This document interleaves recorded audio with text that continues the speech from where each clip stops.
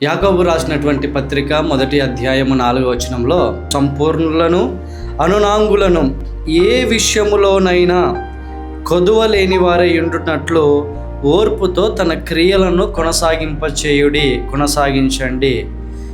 మీరు సంపూర్ణ సిద్ధి కలగాలి అంటే, సంపూర్ణ సిద్ధి పరిశుద్ధతలో కానీ, పవిత్రతలో కానీ, దేవుని స్వారూప్యాన్ని పొందుకునే విషయంలో కానీ మనము సంపూర్ణ సిద్ధి పొందాలి అంటే మన ఓర్పును, తన క్రియలను మనం కొనసాగించాలి. మన జీవితాలలో ఓర్పు కలిగినటువంటి జీవితము మనకు చాలా అవసరం. ఓర్పుతో కూడినటువంటి బ్రతుకు మనకు చాలా అవసరం. ఈ కాలంలో, ఈ పరిస్థితుల్లో ఈరోజు రాత్రికి ప్రార్థన చేసి ఉదయానికి నెరవేర్చబడాలనగలిగినటువంటి రోజులు ఇవి. ఈరోజు ప్రార్థన చేసి దేవుడు ఒక గొప్ప అద్భుతం చేయాలని ఆశించగలిగినటువంటి రోజులు. దేవుని సమయం కొరకు, దేవుని చిత్తం కొరకు, దేవుని యొక్క ఉన్నతమైన సంకల్పం కొరకు ఆయన సన్నిధిలో వేచి చూడగలిగిన ఓర్పుతో కూడిన జీవితము ఇప్పుడు ఈ కాలంలో లేదు. ప్రియ దేవుని బిడ్డలారా, మీరు సంపూర్ణ సిద్ధులుగా ఉండాలంటే, ఏ విషయంలో కొదువలేని వారై ఉండాలి అంటే, అన్ని విషయాలలో మనము సంపూర్ణులుగా ఉండాలంటే ఓర్పును ఆ క్రియలలో కొనసాగించండి, ఓర్పు కలిగి బ్రతకండి. అలాగే హెబ్రీ పత్రికలో అంటాడు, 6వ అధ్యాయం 11వ వచనంలో, మీరు వాగ్దానములు పొందు నిమిత్తము మీకు ఓర్పు అవసరం. మీరు వాగ్దాన ప్రతిఫలాన్ని పొందాలంటే చూడండి, హెబ్రీ పత్రిక 6వ అధ్యాయము 11వ వచనంలో, ఓర్పు చేతను వాగ్దానములను స్వతంత్రించుకొని వారిని పోలి నడుచుకున్నట్లు మీరు నడుచుకోండి.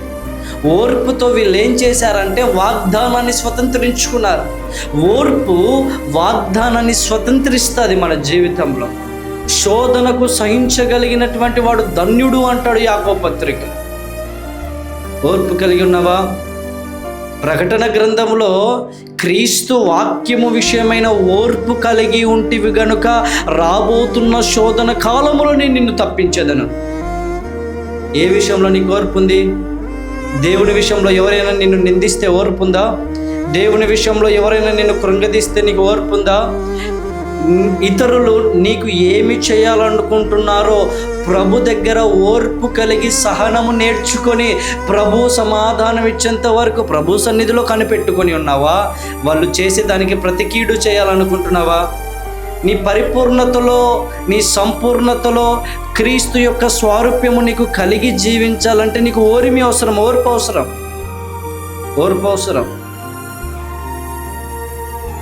ఓర్పు కలిగినటువంటి జీవితం అవసరం. ఇలా ఓర్పు కలిగి బ్రతికితే, నీ జీవితంలో ఓర్పు కలిగి బ్రతికితే నీ వాగ్దానాలను స్వతంత్రించుకుంటావు.